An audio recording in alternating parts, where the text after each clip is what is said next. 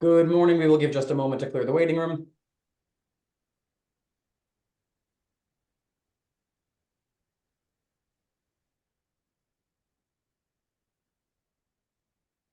Good morning. This is the voting hearing of the licensing board for the city of Boston. Today is Thursday, May 23rd, 2024. Today's hearing is being recorded and will be posted to the city of Boston's website. While the public is encouraged to attend, there will be no additional testimony accepted this morning. We'll begin with the license premise inspection hearing, which occurred on Tuesday, May 21st, 2024. Item number 1, MW&W Inc. doing business as China Pearl Restaurant, located at 5 to 9A Tyler Street. Date of the incident, October 15th, 2023. Assault and battery with injuries, employee on patron, in violation of Mass General Laws, Chapter 138, Section 64, and Chapter 265, Section 13A. Thanks, Danny. The licensee did forward to the board the requested items, which I did have an opportunity to review. I do believe there was an injury happened to this patron. It's hard to determine whether or not that injury happened at the licensed premise. The employees no longer work there. The victim wasn't cooperative. The cameras weren't working at the time. So I wasn't able to find a violation here.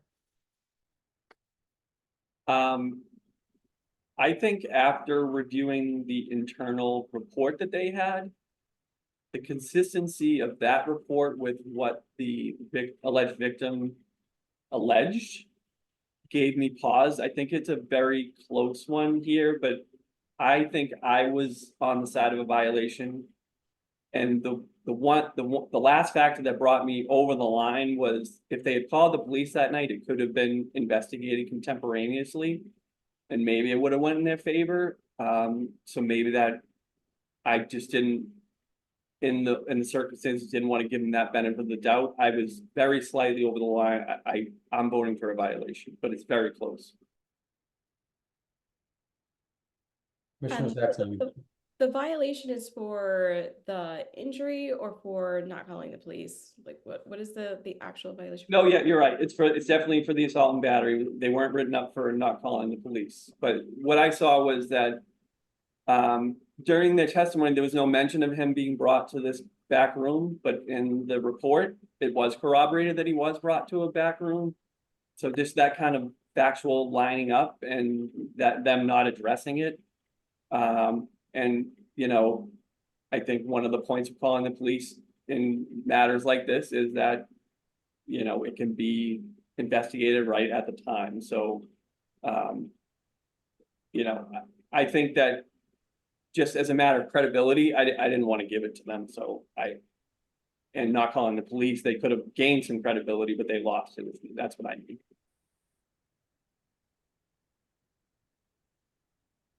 I think that's actually a good point. Could it be docketed with the concerns noted? Yeah, if we could just document all these issues that the chair brought up, the not calling the police, not having the cameras, so we don't kind of forget about this in the future. I think at the very least, we need to do that. I agree. And I have asked staff to include these reports in the docket sheet. So the next time we have a hearing, we can actually refer to them right away. Yeah. Moving forward, that's what I'm going to request of licensees that appear before us. So that we have the full story, all the information in one place. And we could also request like a security plan, de-escalation. They did submit a security plan yesterday. That being said, this incident can certainly be docketed, and on the docket sheet, we can note that the licensee did not call police, did not have cameras working at the time. Is there anything else you would like noted on the docket sheet for this incident? I do think they said they were going to try to look into preserving the video for longer than 10 days. Is that correct? Is that this one? That is correct. No, they're already saving it for 30 days. Is that correct? He didn't give a straight answer. It was either 2 weeks or 30 days, right? Or was it 30 days, 60 days? I can't remember. He gave us 2 answers. I can't remember that exactly. But what are we at? Like, we're saying minimum a month, I think so, yeah. Yeah, that makes sense. if possible. And then last question, Commissioner Saxon, did you, it sounds like Commissioner Curran votes for a violation, Chairman Joyce does not. Do you vote for a violation or not? I think docketed means for me would mean no violation for right now, but we're definitely We watching. don't want to dismiss it. Yeah, And Commissioner Curran, your vote is still for a violation. I could have been talked out of it, but I don't think it's necessary, so I'll just stick with it. Yeah. Okay, great. Just to make sure we have the vote accurately. So with a 2-1, there is no violation. The incident will be docketed with the concerns noted as previously stated. Item number 2 will be rescheduled to the next available hearing date. Item number 3, Fenway Johnny's LLC, doing business as Fenway Johnny's, located at 96 to 98 Brookline Ave. Date of the incident, December 5th, 2022. Assault and battery, employee on patron in violation of Mass General Laws, Chapter 138, Section 64, and Chapter 265, Section 13A. Thanks. I was really bothered during the hearing that the attorney was trying to say that they weren't notified in time to preserve the video. I think this preserving the video when you become aware of an incident should be automatic. It should be part of the management's duties. The video probably would have actually helped them in this situation. Having said all that, I wasn't able to find a violation. I believe something happened. I believe that they need to reevaluate their management protocols if they're not preserving video the whole time, and then blaming it on the fact that they didn't know about this until, or that we didn't notify them of this until weeks later. I can't get to a violation. However, I think they need to send us something in writing that demonstrates that they understand the importance of this. And I also think we could send them a copy of our advisory and put that on our next agenda so that it is acknowledged that they've read it, they've signed it, and it's now become part of their management protocol and something that we're going to be able to hold them accountable to. Yeah, I mean, definitely as bothered about the video thing. The argument didn't hold any weight as far as when they were made aware that there was an incident. As my questioning probably tipped off, I thought it was clear that night they knew when and where this happened out front and during this kind of, back and forth. I can only come to the conclusion that, like you said, if what happened went down the way they say it happened, they would have wanted that video. And therefore, once again, I have a credibility gap here. I think that if the video was good for them, they would have kept it. The fact that they didn't keep it, I think that it probably went against them. I saw a violation, once again, by a close margin, but I wasn't willing to give them the benefit of the doubt here, so I had a violation. yeah, these things are really difficult here. I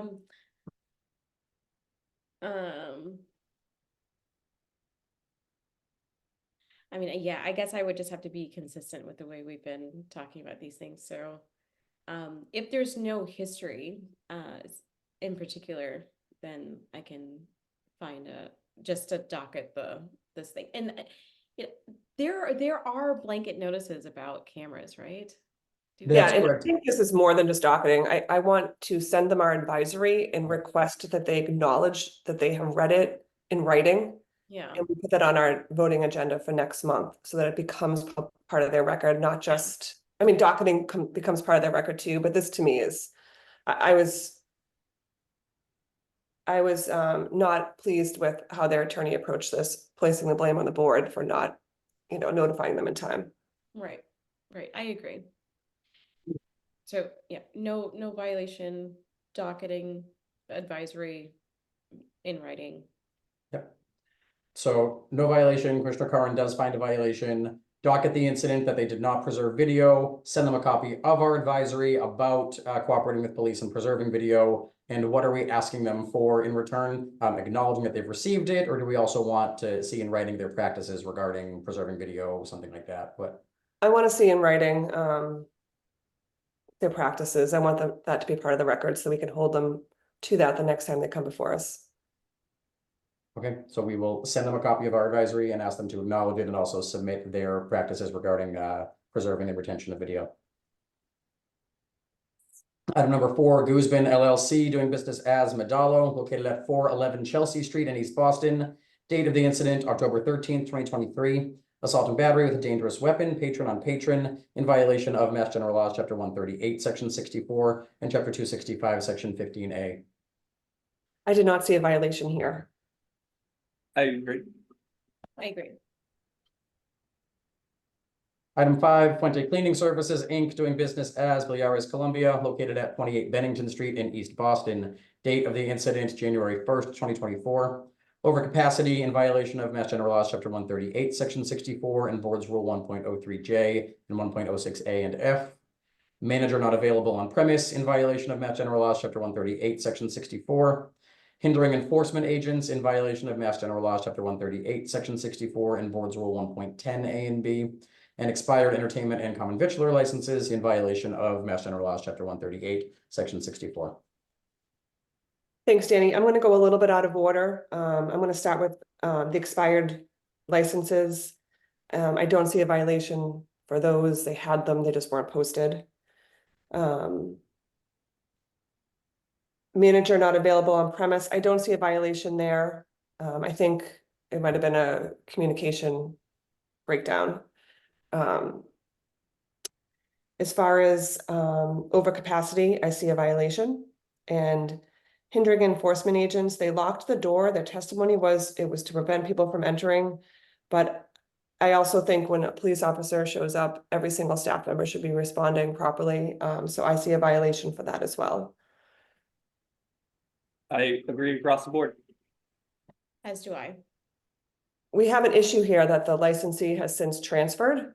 The license has transferred. Or the manager of record has transferred. Is that right, Danny? Just the manager of record? No, the license itself has transferred.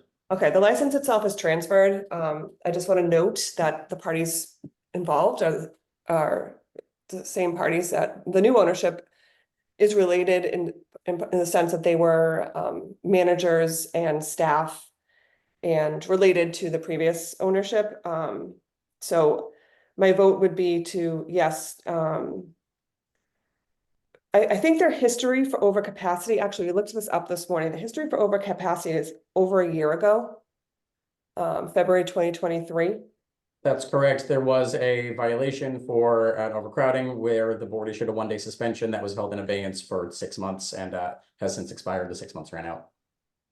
So I think my vote would be for a first warning. It's been more than a year. Yeah. And for the hindering law enforcement, they don't have a history of that, so that would be a first warning as well. Agree. Sure. Okay, the vote is for a violation and a warning for both the overcapacity and the hindering enforcement agents, and no violation for the manager not available and for the expired licenses. Yes.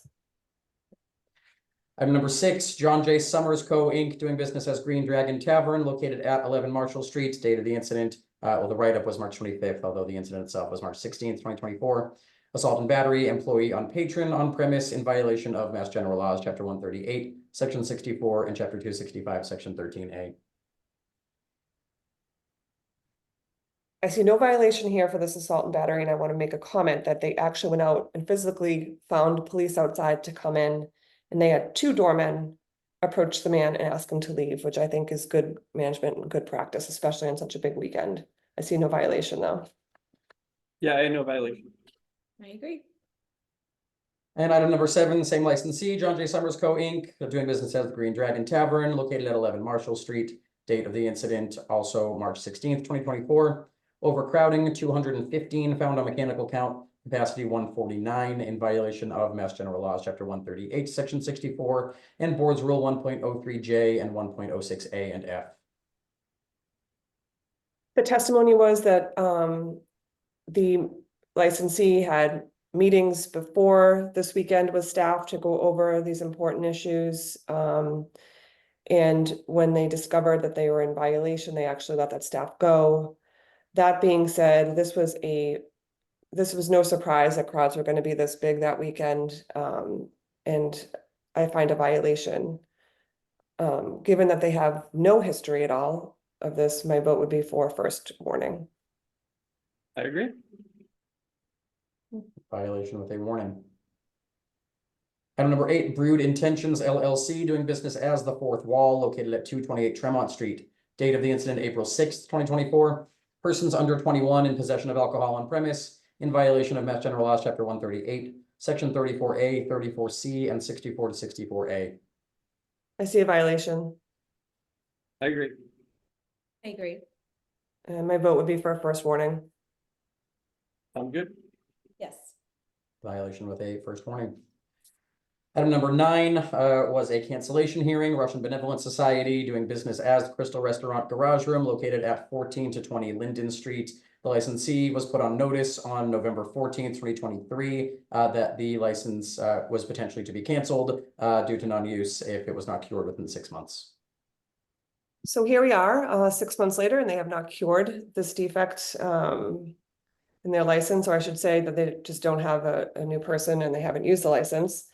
I do think it was a reasonable request by the attorneys for an additional 3 weeks to finish the purchase and sale and the lease agreement. These are complicated agreements. The intended licensee was present at the hearing and testified. He thinks there's just a few negotiation issues left. Commissioner Curran brought up the fact that our next hearing isn't until June 26th. Is that right, Danny? That's correct, June 26th. I'm trying to be fair. I'm trying to be reasonable. I would like to see a complete application, and I want to make that very clear to them. That a complete application is not a placeholder put in our portal. A complete application is just that, a complete application with signatures and every detail worked out. There'll be no exceptions. We won't be putting any transaction on our agenda unless it is truly a complete application, which I will personally review. So I'm looking for a complete application, including a community process, to be completed by June 10th, so that they can get on our June 26th hearing and there'll be no exceptions. Sounds good. I think that's reasonable. So the license will be canceled unless the board receives a complete application by June 10th for the board to review at their transactional hearing on June 26th. And that complete application includes a community process. Even though it may not be required by ONS, this board is requiring a community process. And the board will require a community process facilitated by ONS. Yes. Okay, moving on to the transactional hearing, which occurred yesterday, Wednesday, May 22nd, 2024. Item number 1, 175 Cambridge Street LLC, doing business as Gong Cha, located at 175 Cambridge Street, has applied for a common victualler license. Manager Ding Sun, hours of operation 11 a.m. to 9 p.m. I vote to approve. I agree. Item 2, which was called together with item 13, Shawmut Hudson LLC, doing business as Trillium, located at 401 Park Drive, has petitioned to change the closing hour on both their common victualler and farmer brewery and winery pouring licenses to 1 a.m. I vote to approve. I agree. Item number 3, Northeastern University, located at 60 Belvedere Street, has applied for a lodging house dormitory license. Manager Robert Austin. I vote to approve. I agree. Item 4, Parm Copley LLC, located at 100 Huntington Ave, has petitioned to change the manager to Farouk Bazoun. I vote to approve Mr. Bazoun as manager of record. I believe he has the appropriate character and fitness to serve. I agree. Item 5, SMG Newbury Restaurant LLC, doing business as Serafina, located at 235A Newbury Street, has petitioned to change the manager to Jonathan Brackman. I vote to approve Mr. Brackman as manager of record. I believe he has the appropriate character and fitness to serve. I agree. Item 6, Sodexo Operations LLC, doing business as The Lounge, located at 300 Logan Airport Terminal C in East Boston, has petitioned to change the manager to Kevin Radiker.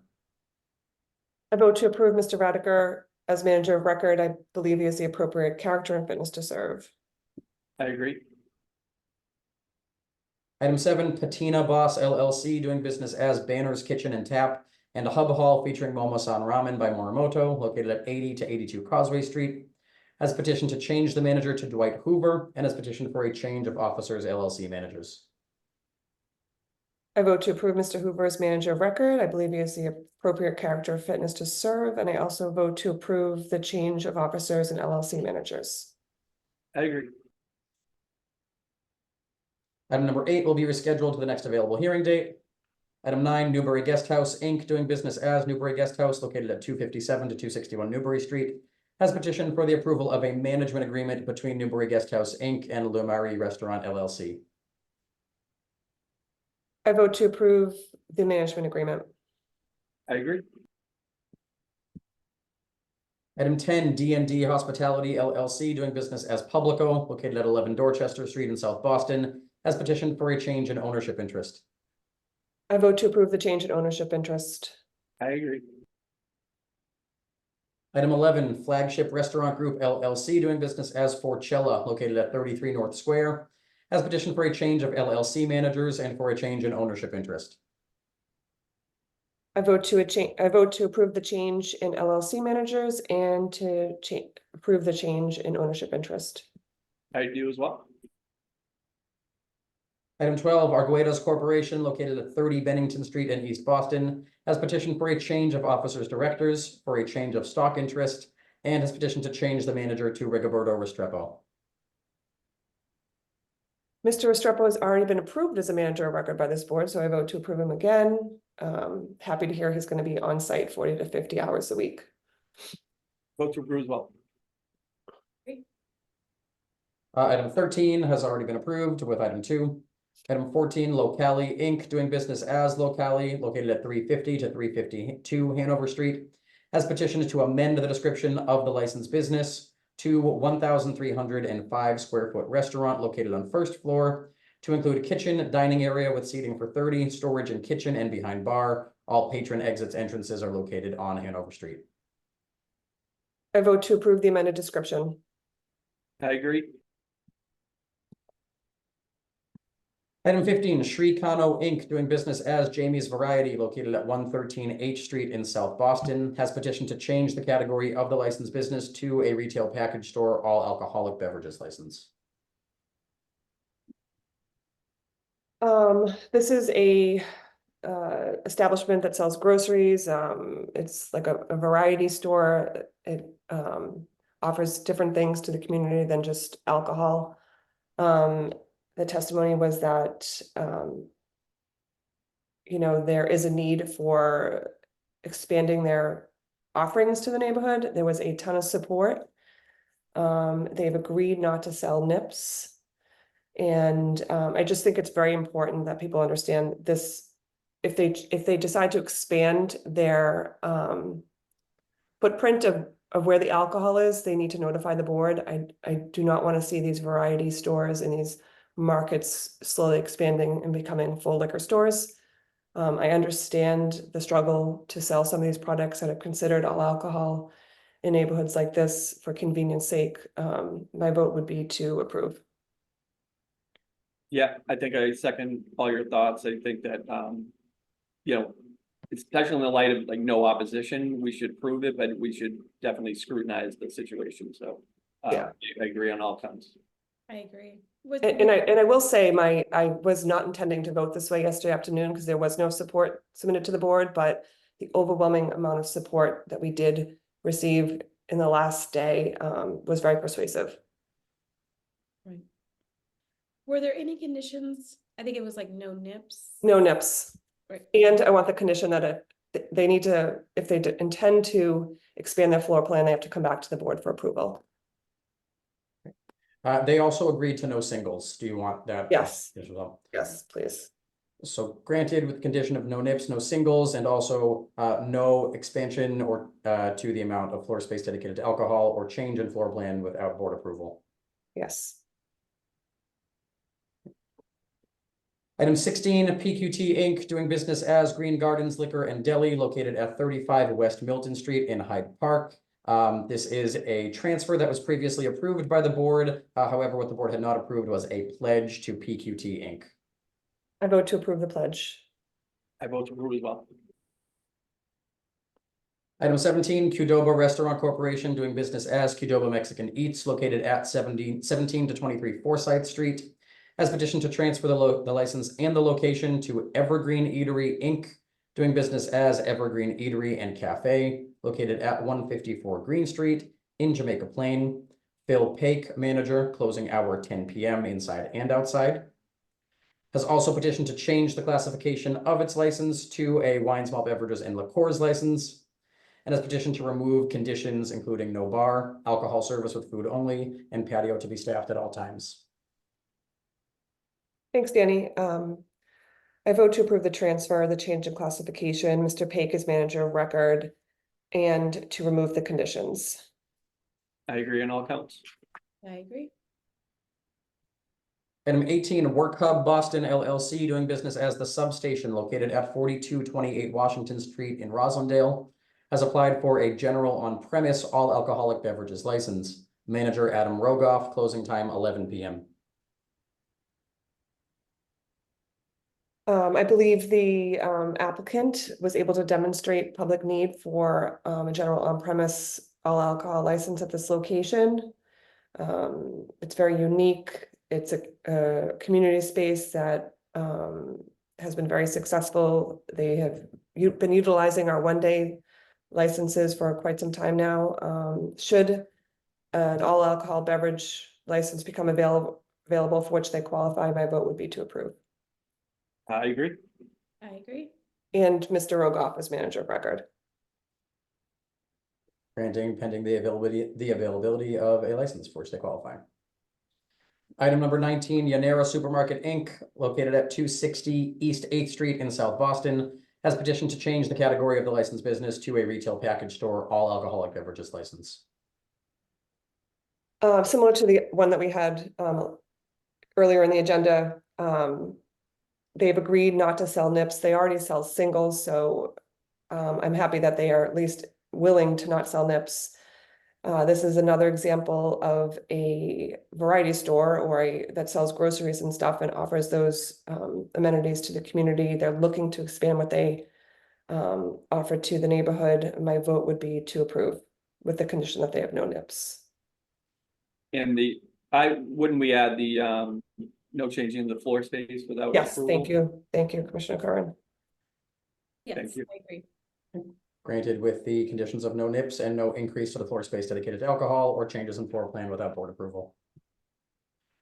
Moving on to non-hearing transactions, the following are applying for a new common victular license at a previously licensed location. Item 1, Boston Cappies Inc., doing business as Cappies Pizza and Sub, located at 82 Westland Ave. Manager Harish Kumar Patel, hours of operation 7 a.m. to 3 a.m. I vote to approve. I agree. Item 2, AUA 168 Inc., doing business as Rice Away, located at 296 Washington Street in Brighton. Manager Pia Pong Wongla, hours of operation 6:30 a.m. to 10 p.m. I vote to approve. I agree. Item 3, Les Cinco Inc., doing business as Gao Vietnamese Kitchen, located at 1035 Dorchester Ave in Dorchester. Manager Sai Din Lei, hours of operation 8 a.m. to 10 p.m. I vote to approve. I agree. Item 4, MA 21411 Subs Inc., doing business as Subway, located at 417 Washington Street. Manager Hitendra Patel, hours of operation 7 a.m. to 12 a.m. I vote to approve. I agree.